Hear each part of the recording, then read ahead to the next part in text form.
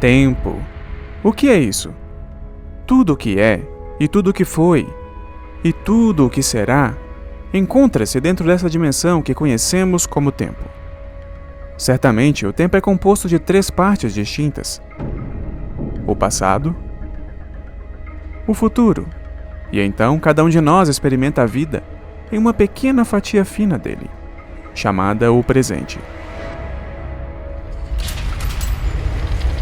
Um momento que está sempre se movendo aparentemente entre 2 eternidades, dos confins do passado distante ao horizonte de um futuro misterioso e sem fim.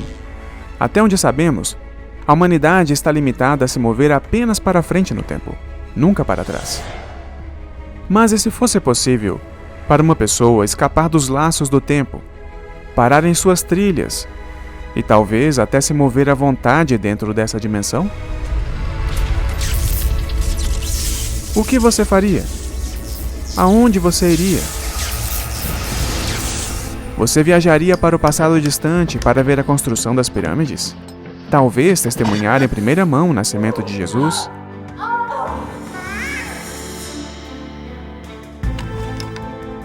Ou quem sabe, até mesmo voltar no tempo para impedir o assassinato de Abraham Lincoln?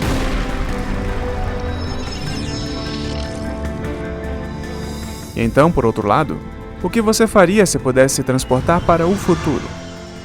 Avançar a qualquer momento no tempo e descobrir antecipadamente o resultado de cada decisão que você pode tomar. Sair da dimensão do tempo e do espaço e dar uma boa olhada ao redor. Quem não gostaria de fazer isso? O que você faria com esse tipo de poder? Seria isso apenas uma fantasia maluca? Bem, talvez não completamente. No início do século XX, Albert Einstein apresentou ao mundo a teoria da relatividade especial. Quando mais tarde ela foi testada e constatou-se que era verdadeira, ela revolucionou a nossa compreensão do tempo e do espaço. Einstein descobriu que o tempo pode realmente ser desacelerado ou acelerado, dependendo de quão rápido você se move em relação a outra coisa. Por exemplo, um astronauta dentro de uma nave espacial voando para longe da Terra, próximo da velocidade da luz, envelheceria mais lentamente do que um irmão gêmeo que permanecesse aqui na Terra.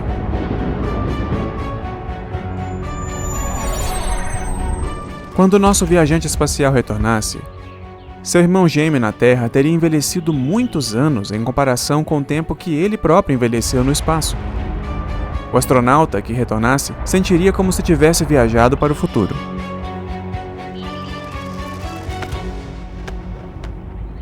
Mas e se houvesse um ser poderoso que não estivesse preso às restrições do tempo? Um ser com poder absoluto sobre o tempo e o espaço? E alguém que conhece o futuro ainda melhor do que você conhece o seu próprio passado? Impossível? Bem, e se eu pudesse provar isso? Eu posso, com este livro, a Bíblia. Nestas páginas existem mais de 2.000 previsões distintas e verificáveis. E se eu te dissesse que mais de 1.800 dessas profecias já se cumpriram? Você estaria interessado em saber mais? Agora, quero ser claro sobre uma coisa. A Bíblia não é um almanaque revelando quem vai ganhar a próxima Copa do Mundo, ou uma maneira de encontrar os números da sorte da loteria, mas ela responde às perguntas realmente importantes sobre o nosso futuro, e sobre o seu futuro. E embora você já saiba que a Bíblia é um livro repleto de profecias, você está ciente de quão precisas essas previsões acabaram sendo? Bem, coloque o cinto de segurança, amigo. Você está prestes a descobrir. Ele destitui reis e estabelece reis, pois o seu domínio é um domínio eterno. Reinos no tempo.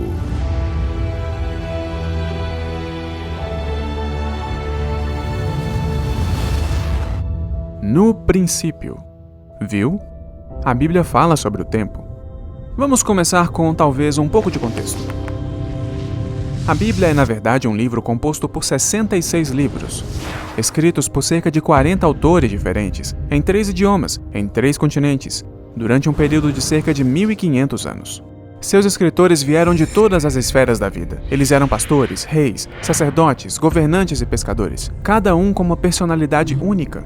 Eles também escreveram a partir de muitas situações diferentes. Alguns estavam em prisões, outros em palácios, alguns viveram em cavernas, outros eram cativos em terras estrangeiras.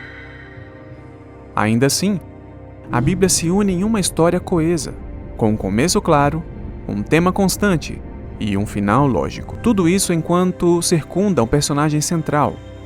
Talvez seja por isso que a Bíblia é o livro mais vendido de todos os tempos, com mais de 5 bilhões de cópias vendidas e distribuídas. Com isso, vamos dar uma olhada em nossa primeira profecia.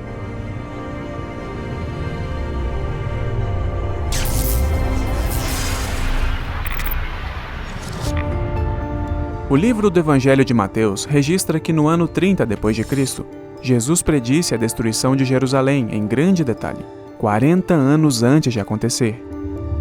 Ele apontou para as imensas pedras e colunas de mármore polido e surpreendeu os discípulos, dizendo: Em verdade vos digo que aqui não ficará pedra sobre pedra que não seja derrubada. Quando Jesus profetizou que não ficaria pedra sobre pedra no templo, podemos imaginar como os judeus daquela época se sentiram. Aquela construção demorou quase 100 anos para ser concluída. Jerusalém é onde a presença de Deus, a Shekinah, estava. A presença de Deus estava no templo, literalmente lá. Aquele templo foi o maior projeto de construção executado no Império Romano. Ele era gigantesco. Por exemplo, a área do Coliseu era de aproximadamente 6 acres, mas o monte do templo em Jerusalém era de 36 acres, ou seja, 6 vezes o tamanho do Coliseu. Os discípulos ficaram surpresos com essa previsão, porque o templo era a joia da coroa da nação. Foi construído com toneladas de pedras maciças e preciosas. Uma das pedras do alicerce, que você ainda pode ver hoje, tem 12,5 metros de comprimento por 4,5 metros de profundidade e pesa mais de 500 toneladas. Isso é mais do que 100 elefantes. Mas a profecia de Jesus se cumpriu. Segundo o renomado historiador Joséfo, durante a conquista de Jerusalém, quando os soldados romanos incendiaram o templo, o calor extremo derreteu o ouro abundante que adornava o local de culto. Isso fez com que o precioso metal liquefeito se infiltrasse nas rachaduras das pedras da fundação. Após a batalha, os soldados romanos vieram e derrubaram todas as pedras para recuperar o ouro.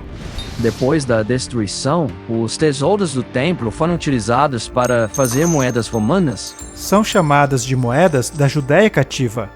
Há milhares de exemplos, normalmente são de bronze, mas às vezes de prata e até mesmo em ouro. Elas exibem uma palmeira representando a Judéia e uma mulher sentada no chão. Ela está chorando, representando os judeus. Todas elas têm uma inscrição dizendo Judéia capta, que significa Judá foi conquistada.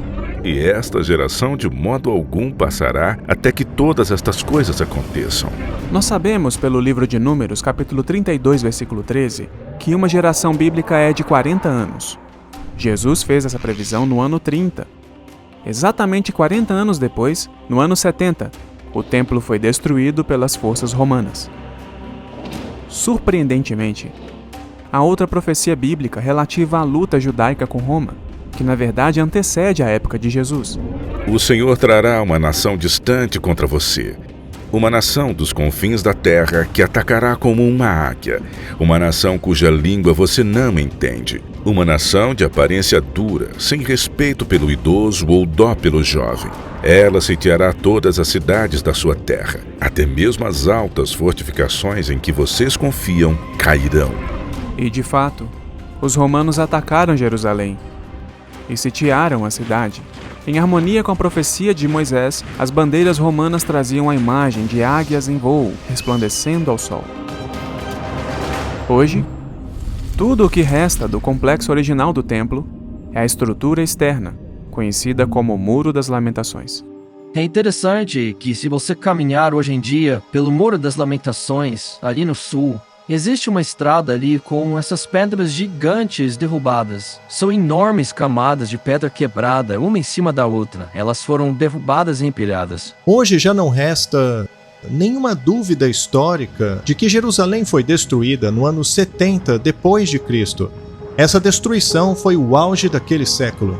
Foi o fim do Templo de Jerusalém. Isso para mim é evidência da validade de uma profecia feita décadas antes por alguém que sabia que aquilo iria acontecer. Sião será lavrada como um campo, e Jerusalém se tornará em montões de pedras, e o monte dessa casa como altos de um bosque. O povo judeu e a nação de Israel têm uma história surpreendente. Nenhuma outra nação na Terra foi tão ampla e frequentemente desterrada, sobrevivendo a múltiplas tentativas de genocídio. Essas pessoas resilientes fizeram um retorno incrível após o outro, seguindo em frente para recuperar sua terra natal e prosperar novamente. É impressionante que eles tenham mantido sua linguagem e identidade únicas, mesmo após quase 2000 anos de escravidão, perseguição e dispersão global. E cairão pela espada e serão levados como prisioneiros para todas as nações. Jerusalém será pisada pelos gentios, até que o tempo deles se cumpra. Algo notável é que depois que os romanos proibiram a presença deles ali, mesmo após os muçulmanos, os judeus sempre voltaram para Jerusalém. E isso muito antes do Estado de Israel, por volta de 1870, provavelmente até 1860 ou 50. Os judeus sempre foram a maioria lá em Jerusalém. Até mesmo durante os otomanos, eles sempre voltaram a Jerusalém. Assim diz o soberano Senhor: tirarei os israelitas das nações para onde foram, vou ajuntá-los de todos os lugares ao redor e trazê-los de volta à sua própria terra. Eu os tornarei uma única nação na terra, nos montes de Jerusalém. Em maio de 1948, o Estado judeu foi restabelecido como uma nação independente.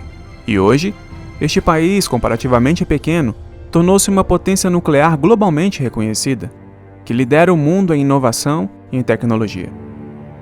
Jeremias 25 contém outra profecia impressionante sobre a destruição de Jerusalém e sua restauração milagrosa.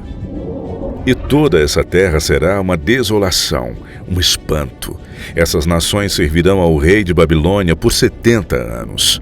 600 anos antes do tempo de Cristo, foi predito que, devido à desobediência da nação, Jerusalém seria conquistada, o templo judaico destruído, e o povo seria levado cativo para a Babilônia por 70 anos.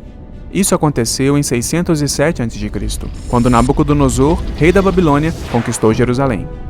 O rei de Jerusalém, os nobres, os sacerdotes foram levados de Jerusalém para a Babilônia. Eles levaram consigo os seus livros sagrados, os 5 livros de Moisés e os outros livros também. E é assim que começa o judaísmo moderno. Eles adoravam a Deus na Babilônia, não em Jerusalém. Então eles levaram a adoração a Deus com eles. As crônicas de Babilônia são tabletes, e um deles em especial está lá no Museu Britânico, em Londres. A campanha militar de número 597 é mencionada nele. A conquista de Jerusalém e da Judéia também estão relatadas nessa crônica. A profecia continua dizendo que eles retornariam e reconstruiriam a cidade e o templo. Bem no tempo certo, após 70 anos de cativeiro, em 537 a.C., o rei persa Ciro conquistou a Babilônia e no primeiro ano de seu reinado, ele emitiu um decreto permitindo que o povo judeu retornasse a Jerusalém e reconstruísse a cidade. Quando o rei Ciro da Pérsia se tornou um rei, ele emitiu um decreto permitindo os nobres e os judeus que estavam na Babilônia para retornar e reconstruir o templo.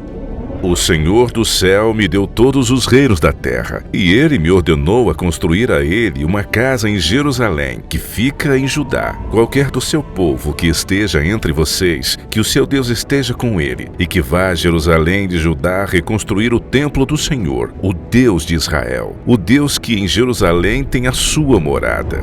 Inclusive, veja só, em 1879, arqueólogos descobriram o cilindro de Ciro, que contém a política do rei persa de repatriar os povos conquistados, como os judeus.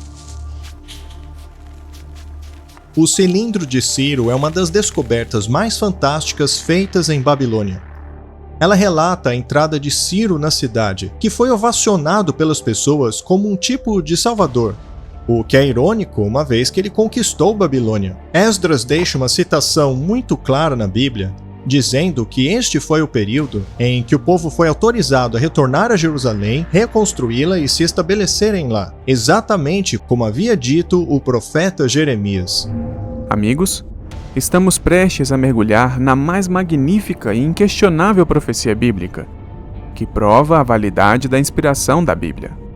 Em 10 versículos surpreendentes, contendo apenas 321 palavras, essa profecia descreve a ascensão e queda de impérios, desde o tempo da antiga Babilônia até a segunda vinda de Cristo. Certa noite, cerca de 2.500 anos atrás, o poderoso rei babilônico Nabucodonosor adormeceu enquanto contemplava a vasta glória de seu reino. À medida que este grande arquiteto de um dos impérios mais poderosos do mundo caía em um sono inquieto, ele se perguntava o que o futuro reservava para o seu reino. Deus aproveitou esta oportunidade para revelar a ele, através de um sonho vívido, não apenas o destino final da sua nação, mas também a ascensão e a queda de impérios mundiais desde os seus dias até o fim da história da Terra. Neste incrível sonho profético, encontrado em Daniel capítulo 2, Deus mostrou a Nabucodonosor uma estátua colossal, com cabeça de ouro, peito de prata, coxas e barriga de bronze, pernas de ferro e pés que eram uma mistura de barro e ferro. Então, de repente, uma enorme pedra foi lançada do céu e esmagou o ídolo, transformando-o em pó.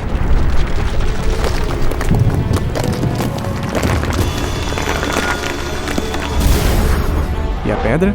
Ela cresce até se tornar uma montanha gigantesca que enche a terra. Nabucodonosor sabia que este não era um sonho comum. Assim, o perturbado rei chamou seus conselheiros mais sábios para vir contar-lhe o sonho e explicar o significado. É claro que eles não foram capazes de contar ao rei o sonho, mas então Deus deu o mesmo sonho e a sua interpretação a um judeu posicionado na Babilônia, um jovem chamado Daniel. Ele foi à presença do rei e apresentou os detalhes precisos do sonho, e depois deu a interpretação.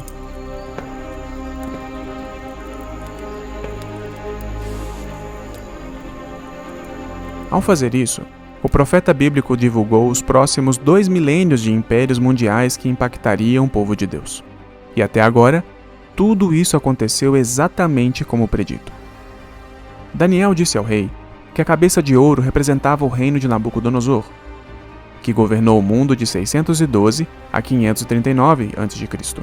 Era um dos impérios mais ricos e poderosos da antiguidade. Um império que poderia ser apropriadamente descrito como a cabeça de ouro. Babilônia era provavelmente uma das cidades mais opulentas e sofisticadas até aquele ponto da história. Nabucodonosor foi o rei de reinado mais longo na história da Babilônia, e ele realmente construiu aquela cidade pensando em exibi-la para o mundo. A maior parte das cidades do mundo antigo eram, na verdade, vilas muradas. Até mesmo Jerusalém, na época do rei Davi, era muito pequena. Mas Babilônia era uma cidade até mesmo para os padrões modernos. A cidade de Nínive, capital dos assírios, era uma cidade de 7,5 km². Roma tinha 2,5 km², enquanto Atenas, que é a capital da filosofia, tinha 2 km². Mas a cidade de Babilônia tinha 10 km², o que é 4 vezes o tamanho de Roma. E naquela cidade havia uma arquitetura simplesmente fantástica. A cidade era circundada por 8 portões. Cada uma levava o nome de uma famosa divindade, como por exemplo Ishtar, que hoje está no Museu da Cidade de Berlim. O rio Eufrates passava em meio à cidade. Os muros que circundavam Babilônia eram muros duplos. O muro de fora tinha 6 metros de largura. O interior tinha 3,5 metros. A sociedade babilônica era politeísta e foi uma civilização com a inclinação de conquistar o mundo. Nabucodonosor era a força por trás desta ambição. Daniel explica ao rei que a Babilônia acabaria caindo como potência mundial e seria substituída por outro reino, representado pelo peito e pelos braços de prata. Liderado pelo rei Ciro em 539 a.C., o Império Medo-Persa conquistou a Babilônia em uma brilhante manobra militar.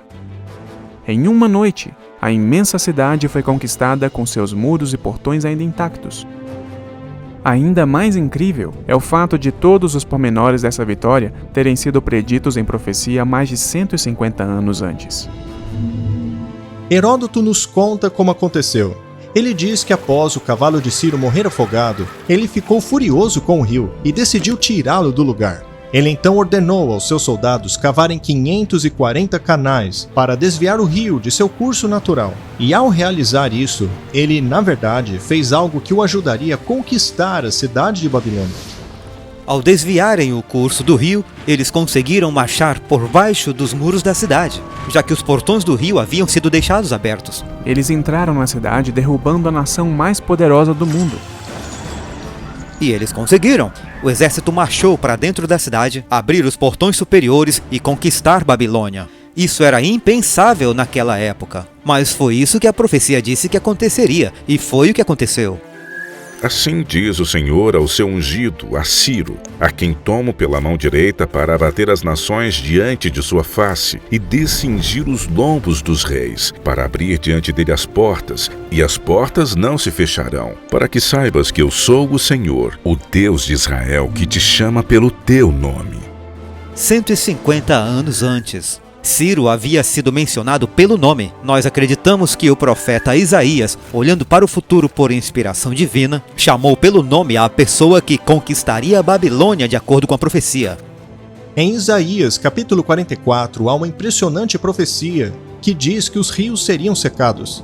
Eu secarei os seus rios, diz o Senhor, e o ungido do Senhor, Ciro, o seu pastor, seria aquele que faria isso. Portanto, esse texto datado 150 anos antes do ocorrido mostra que Isaías preveu a maneira pela qual Ciro viria a conquistar Babilônia. Isso é realmente algo fantástico na Bíblia. Quem diz de Ciro, ele é meu pastor e realizará toda a minha vontade, dizendo a Jerusalém, você será edificada, e quanto ao templo, seu fundamento será lançado. Os persas adoram um Deus. Eles são monoteístas. Eles têm isso em comum com os judeus e pode muito bem haver uma centelha de simpatia ali. A conquista da Babilônia por parte de Ciro deu início ao Império Medo-Persa, que durou de 539 a.C. até 331 a.C. Com a chegada da Medo-Pérsia, houve uma grande mudança. Eles migraram do ouro para a prata, que acabou tornando-se o metal da moeda corrente. A Babilônia não precisava utilizar a prata porque eles tinham muito ouro. Mas a prata tornou-se a moeda corrente no Império Medo-Persa para fazer comércio com as outras nações. Ela acabou sendo quase que conhecida como o Império de Prata. Após este surgirá um terceiro reino de bronze e dominará sobre toda a terra. Todos os estudiosos da Bíblia concordam que o reino de bronze na imagem simboliza a Grécia. Os gregos chegaram ao poder quando Alexandre o Grande conquistou os persas na Batalha de Arbela, em 331 a.C. Alexandre o Grande normalmente é descrito como grego, o que no fundo é verdade. Ele foi educado por Aristóteles. Era um jovem governante muito carismático. O seu pai, Filipe II da Macedônia, havia sido morto. Quando Alexandre o Grande assumiu o poder, ele começou imediatamente a querer realizar o sonho de seu pai, que era conquistar o Império Persa. Alexandre o Grande tornou-se rei quando tinha apenas 18 anos, mas ele era um prodígio militar, até mesmo para os padrões de hoje. Ele era um gênio militar com relação a conquistas. Quando eles chegavam a uma cidade, esta lhe perguntava por que nos deveríamos render a você.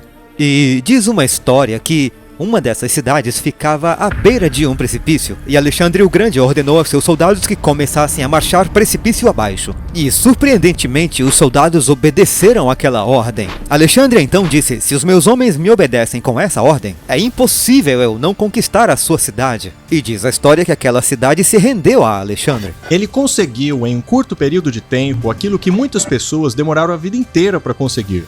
Em uma série de campanhas, após ser coroado o rei do Egito, ele prosseguiu marchando para o Oriente e começou a fazer frente ao rei persa Dario III. Alexandre não perseguiu Dario, que acabou fugindo para o leste. Ao invés disso, Alexandre acabou rumando para o sul, porque ele queria ocupar as terras costeiras primeiro. Ele queria conquistar a Palestina. E foi aí que ele chegou a Tiro. Eles destruirão os muros de Tiro e derrubarão as suas torres. Eu também rasparei o pó dela e a tornarei como o topo de uma rocha. Se tornará o lugar de espalhar as redes no meio do mar, pois assim eu falei, diz o Senhor Deus. Por mais de um milênio, a partir de 1500 a.C., os fenícios foram a maior potência naval do mundo antigo. Eles criaram e controlaram um vasto conjunto de portos comerciais em todo o mar Mediterrâneo. E de fato os fenícios são tão conhecidos como especialistas que são trazidos para os portos do Mar Vermelho. A Bíblia descreve como Salomão conseguiu que marinheiros do rei de Tiro conduzissem suas frotas pelo Mar Vermelho. Em 597 a.C., o profeta Ezequiel predisse que todas as construções da cidade de Tiro seriam derrubadas por um exército invasor. Na verdade, todas as pedras seriam lançadas ao mar. Tiro era uma impressionante cidade da época. Era um dos maiores centros comerciais daquele período. E aqui estava esta profecia dizendo que a cidade cairia. Parecia que nem mesmo Alexandre o Grande conseguiria fazê-la cair. Ele a sitiou por 7 meses. E então elaborou um plano. Alexandre então disse: tudo bem, eles querem ficar lá no mar? Então eu vou levar a terra até eles. Então ele utilizou grandes blocos da antiga cidade e os jogou no mar, construindo uma ponte para assim ter acesso aos muros daquela ilha. E foi assim que ele conseguiu levar o seu exército até eles. Tiro foi atacada e terrivelmente destruída. Esse foi o cumprimento exato da profecia, pois esta dizia que as pedras seriam arremessadas no mar, e o lugar se tornaria um local onde redes de pescas seriam lançadas. E foi isso que aconteceu. Tenha em mente que a ideia sobre os gregos virem a governar o mundo era uma previsão muito ousada. Lembre-se de que, na época em que a profecia de Daniel foi dada, a Grécia era apenas uma coleção de tribos guerreiras, com muito pouca influência mundial. A Grécia permaneceu no poder até por volta do ano 168 a.C., quando foi conquistada pela próxima potência mundial que estava à espreita. E o quarto reino será forte como o ferro, pois como o ferro esmiuça e quebra tudo, como o ferro que quebra todas as coisas, assim ele esmiuçará e fará em pedaços todos os outros. Quem veio depois da Grécia? É um fato irrefutável da história, que a monarquia de ferro de Roma os conquistou e desfrutou da supremacia pelos próximos 600 anos. Quando o ferro foi introduzido, um resultado muito importante nas guerras foi o barateamento das armas. Por exemplo, o preço para se fazer uma ponta de flecha, ou a ponta de uma lança, ou um capacete, era muito mais barato que o bronze. A maior razão para isso é que o bronze contém estânio, e o estânio só podia ser obtido em 2 lugares no mundo antigo, que era no Afeganistão e em Cornwall, na Inglaterra. E comercializar isso realmente era muito caro. Então a Era do Ferro barateou muito o preço da guerra, o que resultou em exércitos maiores.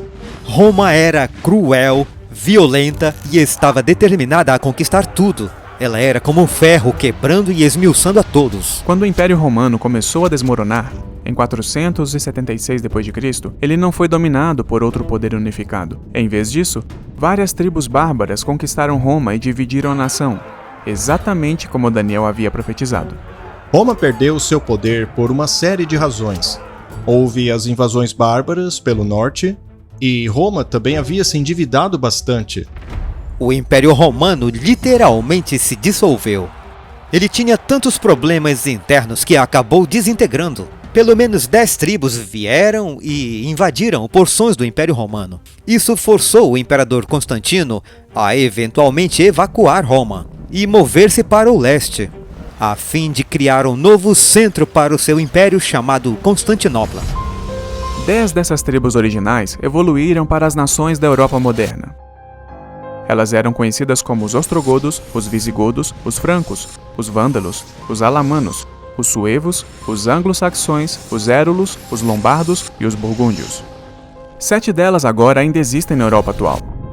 Por exemplo, os anglo-saxões se tornaram os ingleses, Os francos se tornaram os franceses, os alamanos se tornaram os alemães e os lombardos se tornaram os italianos.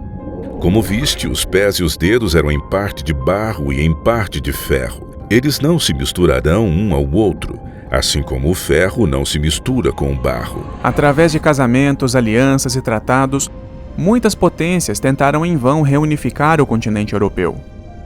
Ao longo da história, líderes como Carlos Magno, Napoleão, Kaiser Wilhelm, Mussolini e Hitler lutaram para recriar a glória do antigo Império Romano.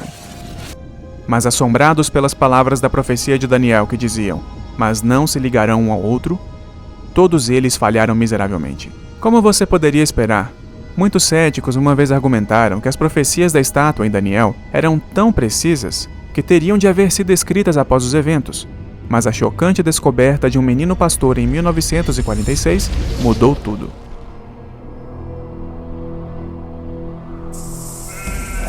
O menino beduíno estava pastoreando suas ovelhas. Ele e seus amigos estavam arremessando algumas pedras como fazem os garotos. Ele viu uma abertura na rocha. Ele então pegou uma pedra e arremessou dentro daquele buraco. Quando ela entrou lá dentro, ele ouviu um barulho de cerâmica quebrando. Um barulho bastante peculiar.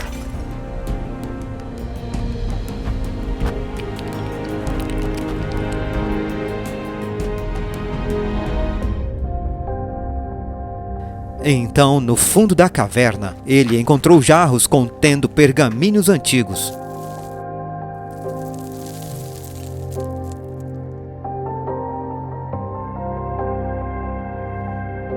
Ele então levou alguns pergaminhos para mostrá-los à sua família. Ela, por sua vez, levou até um antiquário em Belém.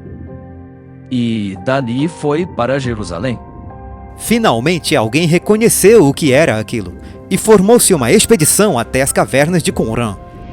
Eles acharam milhares de manuscritos diferentes. Havia pergaminhos completos, como o famoso pergaminho de Isaías. Os pergaminhos foram datados entre o ano 250 a.C. até o ano 70 d.C. Todos os 66 capítulos do livro de Isaías foram preservados. Ele é virtualmente o mesmo livro de Isaías que temos na Bíblia hoje. Não há diferenças teológicas, nem diferenças históricas drásticas. Um arqueólogo examinou os pergaminhos do Mar Morto e os comparou à Bíblia que nós temos hoje. A conclusão a que ele chegou é que os livros do Antigo Testamento são certamente antigos e precisos, como dizemos que são. A descoberta dos manuscritos do Mar Morto e outros achados fornecem evidência irrefutável de que a profecia de Daniel foi escrita bem antes dos eventos que ele predisse. Muitas vezes na Bíblia, Deus predisse a ascensão e queda de reinos específicos, de modo que, quando isso se cumprisse, nós saberíamos que ele detém o futuro. Por exemplo, a cidade-estado da Babilônia. O povo dela e a maior parte do mundo acreditavam que a cidade era indestrutível. No entanto, Deus previu. Babilônia, a glória dos reinos, a beleza do orgulho dos caldeus. Será como quando Deus derrubou Sodoma e Gomorra. Ela nunca será habitada e nem será estabelecida de geração a geração. Como nós já aprendemos, a Babilônia caiu do poder pelas mãos de Ciro, o rei persa. Mas ela se ergueu novamente? Quando Saddam Hussein chegou ao poder no Iraque, ele sonhava em reconstruir e repovoar a antiga cidade da Babilônia. Ele queria fazer isso para frustrar a profecia bíblica e desacreditar a nação de Israel. Ele afirmou que os grandes palácios da Babilônia e seus lendários jardins suspensos, uma das 7 maravilhas do mundo antigo, surgiriam do deserto. Mas a história recente mostra como seus planos evaporaram durante a Primeira Guerra do Golfo, no Iraque. E a Babilônia permanece sem ser edificada até hoje. Apenas há um punhado de turistas que estão vendo as ruínas.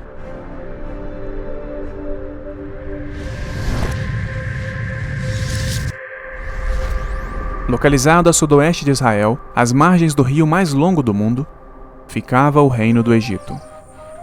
Com suas grandes pirâmides, templos colossais e a agricultura que acontecia o ano todo, parecia que o Egito iria perdurar como uma superpotência ao longo da história. No entanto, durante o auge do poder do Egito, a Bíblia predisse corajosamente que o reino nunca mais ocuparia uma posição de comando entre as nações do mundo. profeta Ezequiel declarou: Eu os trarei de volta do cativeiro e os farei voltar ao alto do Egito, a terra dos seus antepassados. Ali será um reino humilde, será o mais humilde dos reinos, e nunca mais se exaltará sobre as outras nações. Eu o farei tão fraco que nunca mais dominará sobre as nações. O Antigo Egito foi uma das civilizações mais famosas. Por milhares de anos, o Egito dominou uma grande parte do mundo antigo. Fez campanhas na terra de Canaã durante o período do Novo Reino, quando faraós como Tutmoses III e Ramsés II ficaram famosos. E muito antes desse período, nós temos a construção das pirâmides, que ocorreu muito cedo na história do Egito. Mas ao longo do tempo, nós vemos um declínio na cultura egípcia.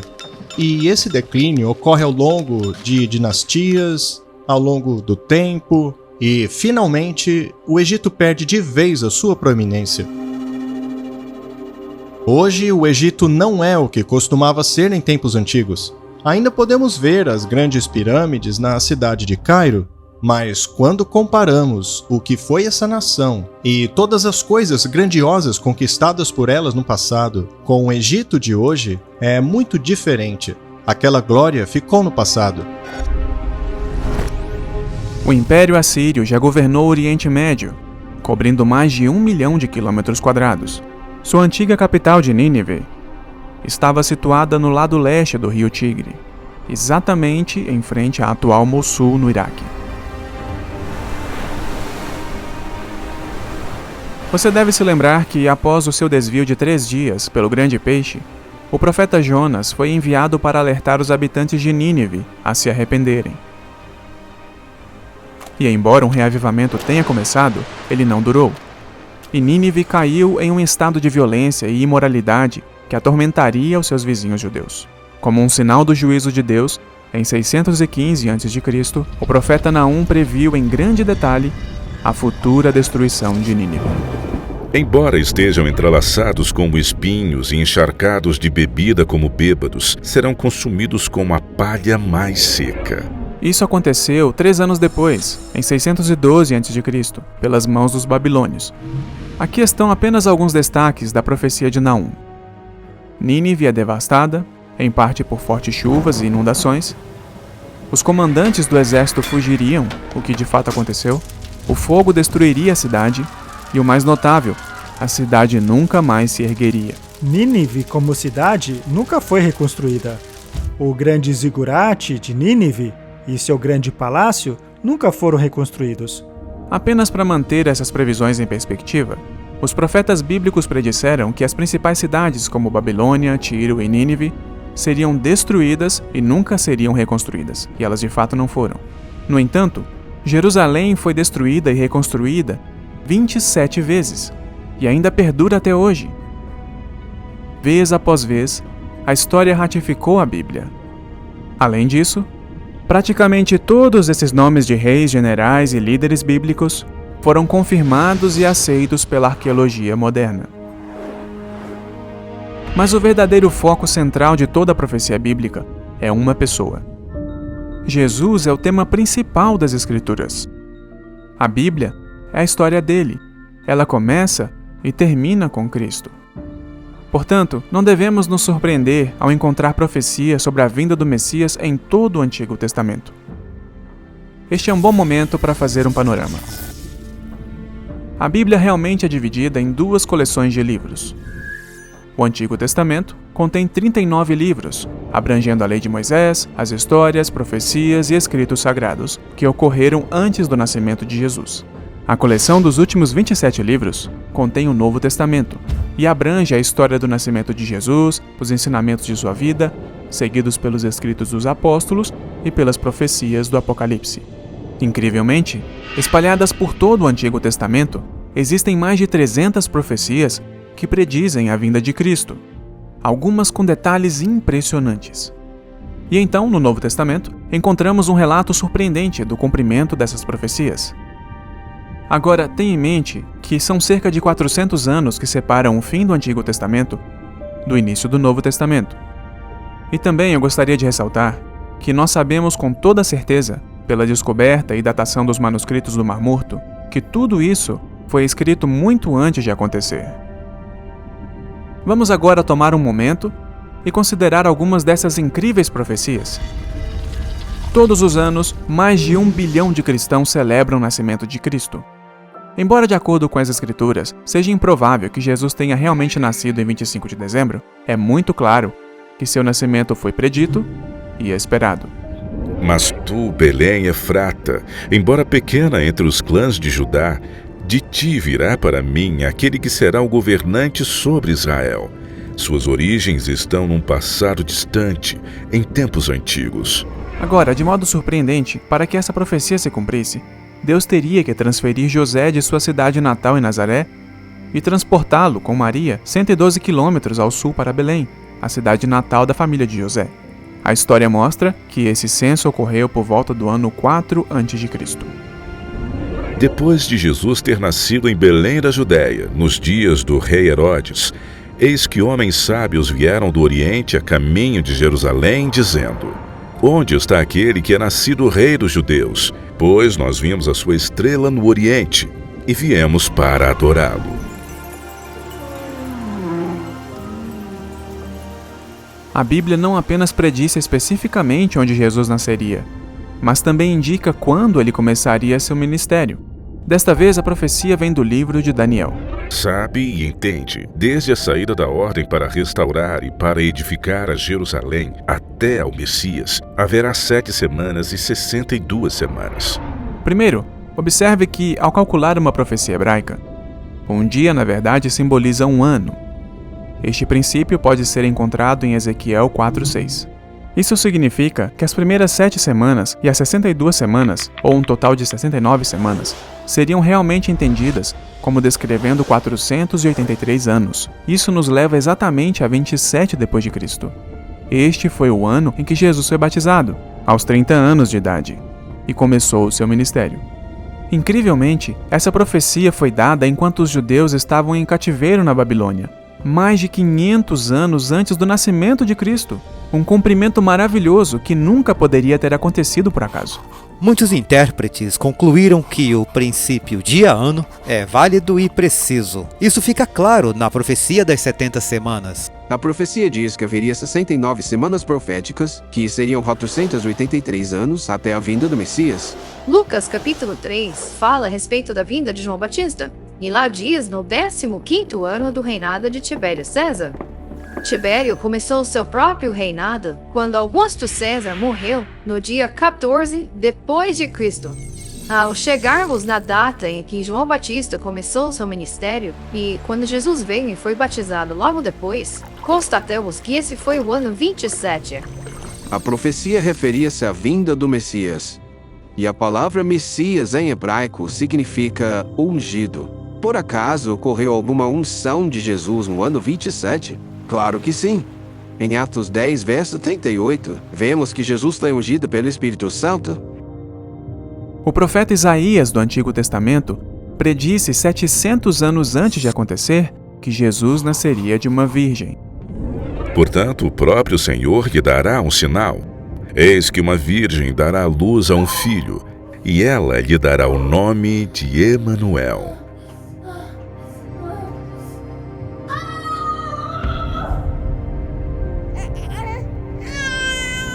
Há duas coisas notáveis aqui.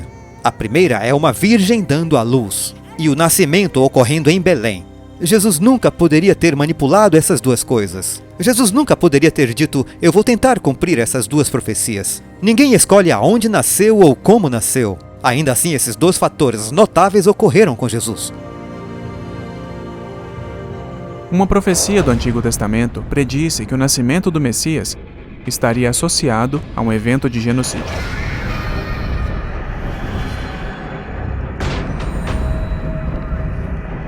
Uma voz se ouviu em Ramá, lamentação, choro amargo. Raquel chora seus filhos. Não quer ser consolada quanto a seus filhos, porque já não existem. Por causa dessa tentativa violenta de tirar a vida do menino Jesus, seus pais foram forçados a fugir para o Egito por segurança. Ao se levantar à noite, ele tomou seu pequeno filho e a sua mãe e partiu para o Egito, e permaneceu lá até a morte de Herodes, para que assim fosse cumprido aquilo que foi dito pelo Senhor através do profeta, dizendo: para fora do Egito eu chamei o meu filho. E foi assim com a nação judaica. Eles haviam ido para o Egito e depois foram chamados para fora dele. E Jesus também foi para o exílio no Egito e depois chamado para fora desse exílio. Sem dúvida, algumas das profecias mais surpreendentes a respeito de Cristo são as encontradas no livro de Isaías, que destacam precisamente os detalhes de seu ministério. Essas profecias apontam para o que Jesus realizou. Ele trouxe esperança, ele trouxe cura, luz para os gentios. Ele foi alguém capaz de restaurar a vista ao cego. Ele era capaz de dar liberdade ao cativo. Ele menciona uma passagem de Isaías 35 a respeito da cura do cego e do aleijado. Ele diz: observem. Ele então prossegue e continua o que estava fazendo, ou seja, curando o cego e o aleijado. Ele estava desfazendo as maldições resultantes da quebra da aliança. Ele estava trazendo restauração para que pudessem experimentar a graça de Deus mais uma vez. Jesus revelou grande poder durante seu ministério, curando os enfermos, acalmando as tempestades, até ressuscitando os mortos. Mesmo assim, os escritores da Bíblia previram e documentaram que, apesar de seu incrível poder e autoridade, ele ainda seria um servo manso e humilde, um digno exemplo a seguir. Por exemplo, em Zacarias 9, versículo 9, nós lemos: Alegra-te muito, ó filha de Sião. Exulta, ó filha de Jerusalém. Eis que teu rei virá a ti, justo e salvo, pobre e montado sobre um jumento, e sobre um jumentinho, filho de jumenta. 500 anos antes da chegada de Jesus, Zacarias havia profetizado. Ele disse que um rei viria montado em um jumento, e aquilo tornou-se uma tradição. Quando ele entrou em Jerusalém, com a multidão gritando Hosana e colocando suas capas diante dele com as folhas de palmeira, o povo entendeu que ele estava se colocando como rei. Pensaram que ele estabeleceria um reino aqui na terra. Mas Jesus não era esse tipo de rei. Jesus veio montado em um jumento para declarar que era rei antes de ser crucificado. Esse evento impressionante foi testemunhado por milhares de pessoas, apenas alguns dias antes da crucificação de Jesus. E, no entanto, poderia ter sido facilmente contestado, mas o escritor que testemunhou os eventos o registra como um fato histórico. Nada é mais convincente do que as profecias sobre a traição, o julgamento, a crucificação e a ressurreição de Jesus. Por uma coisa, o Antigo Testamento predisse que o Messias seria traído por um amigo, depois de compartilhar o pão com ele. Como todos sabem, Judas traz Jesus logo após a última ceia. Jesus predisse que seria traído, e isso chocou seus discípulos. Alguém de dentro do círculo deles tornou-se um traidor. Isso foi decepcionante. Existe uma boa razão pela qual os pais não põem nome de Judas em seus filhos. Até o meu próprio amigo íntimo, em quem eu tanto confiava, que comia do meu pão, levantou contra mim o seu calcanhar.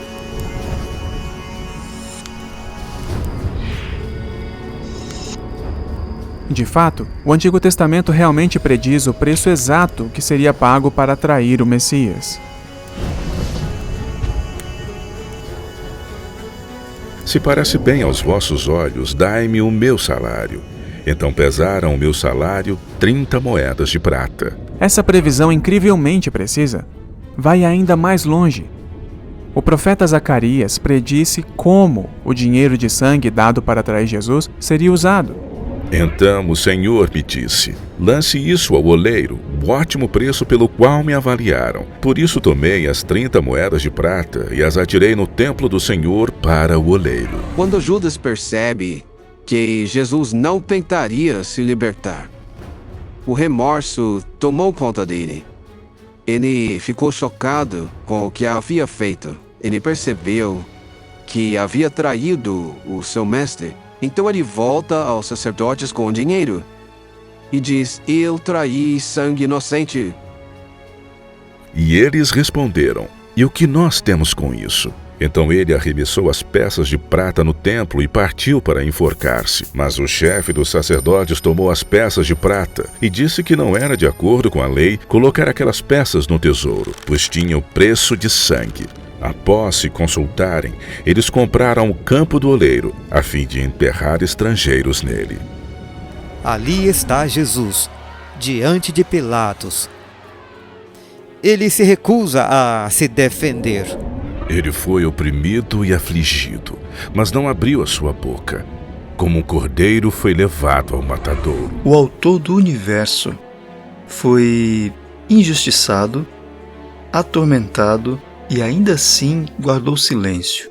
E este comportamento chocou Pilatos. Ele nunca havia visto algo assim em sua vida. Fica muito claro que Jesus aceitou a cruz voluntariamente.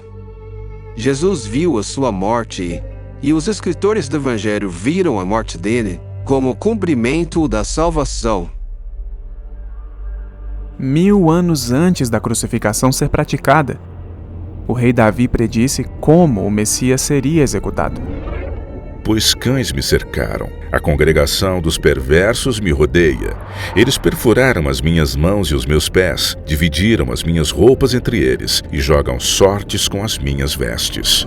Jesus estava ali na cruz, com um grupo em volta dele que o insultava, com as mesmas palavras encontradas lá em Salmo 22. As roupas dele foram divididas. A intensidade da dor é inimaginável. A cruz foi projetada para causar sofrimento. Aquilo era tortura até a morte. Era a maneira mais eficiente de acabar com o movimento. Portanto, é notável que aquele não foi o fim do movimento iniciado por Jesus, mas foi o começo. A boa notícia sobre Jesus, certamente, é que a sepultura não pôde segurá-lo. Conforme registrado em todos os 4 evangelhos, por um período de 40 dias após sua morte, centenas de testemunhas são documentadas como tendo visto, tocado e ouvido o homem que havia sido crucificado e sepultado. Quando as mulheres voltaram dizendo que haviam visto Jesus, eles não acreditaram. As mulheres insistiram com eles, mas eles não acreditaram. Até que Jesus aparece e diz: veja, toque nas feridas da minha mão. Ninguém na história alega ter ressuscitado dos mortos. Nós sabemos o quão extraordinário isso é, pois quando os primeiros cristãos começaram a divulgar essa ideia, todos acharam absurdo. Por que então iriam os discípulos adotar uma ideia tão absurda dessas? Uma ideia tão impopular, se não fosse verdadeira? Tu não abandonarás a minha alma no Sheol, nem permitirás que o teu santo sofra decomposição. Incrivelmente, até mesmo o historiador judeu Flávio Joséfo faz referência à ressurreição de Jesus e à influência que isso teve sobre o povo, em seu famoso diário de história judaica. Neste tempo viveu Jesus, um homem sábio, se é que podemos chamá-lo de homem, pois ele realizava feitos surpreendentes, foi mestre daqueles que receberam com júbilo a verdade, e arrastou muitos judeus e gregos. Ele era o Cristo, e por denúncia dos príncipes da nossa nação, Pilatos condenou-o ao suplício da cruz. Mas os seus fiéis não renunciaram ao amor por ele, porque ao terceiro dia ele lhes apareceu ressuscitado, como anunciaram os divinos profetas, juntamente com 1000 outros prodígios a seu respeito. Tem sido uma jornada extraordinária ver como tantas das previsões da Bíblia se materializaram perfeitamente. Desde a ascensão e queda das nações até o ministério do Messias, descobrimos evidências incontestáveis de que a Bíblia vem das mãos de alguém que não está limitado pelo tempo ou espaço. Que a Bíblia é uma comunicação sobrenatural de Deus para o homem. Mas por que isso é tão importante? Como isso se aplica a nós hoje? A Bíblia tem algo a dizer sobre a era caótica em que vivemos hoje? O livro de Daniel faz uma previsão profundamente significativa para o povo de nosso tempo, disse o profeta a respeito dos últimos dias. Daniel encerre as palavras e cele o livro até o tempo do fim. Muitos correrão para lá e para cá, e o conhecimento aumentará. Não é preciso ser um intelectual para ver que isso se tornou realidade de maneiras que nem mesmo Daniel poderia ter imaginado. Apenas em algumas décadas, o conhecimento explodiu exponencialmente, além de nossa compreensão. na medicina, agricultura, transporte, eletrônica digital. Basta imaginar como seria explicar ao profeta Daniel o que significa fazer uma busca no Google. E sobre correr de uma parte para outra? Depois de mais de 6.000 anos de viagens a cavalo, as pessoas agora podem voar ao redor do globo em velocidades supersônicas. Nossa profecia final considerará uma previsão feita pelo próprio Jesus.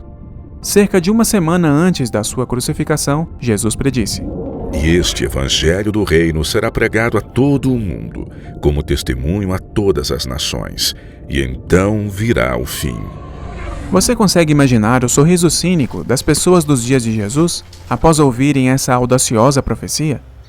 Quem Jesus pensava que era? Aqui estava este pobre carpinteiro, sem instrução formal, nascido em um estábulo, nunca nem escreveu um livro, sem conexões políticas, prevendo que seus ensinamentos iriam dar a volta ao mundo. Mas o que é ainda mais extraordinário é a segunda metade dessa profecia. Jesus nos diz aqui, sem equívocos, que depois que a mensagem for dada ao mundo, então virá o fim. Hoje, centenas de satélites circulando o planeta fornecem comunicação global quase instantânea, através do rádio, da televisão e da internet. O Evangelho está sendo transmitido em todo o mundo. Anteriormente, neste programa, discutimos o sonho de Nabucodonosor, de Daniel capítulo 2. Desta grande imagem que representava as várias potências mundiais até o nosso tempo. E você se lembra, no final do sonho, há uma grande pedra que voa dos céus e esmaga a imagem em seus pés e depois a tritura até o pó. A quem essa pedra representa? E que grande poder é esse que derruba a imagem?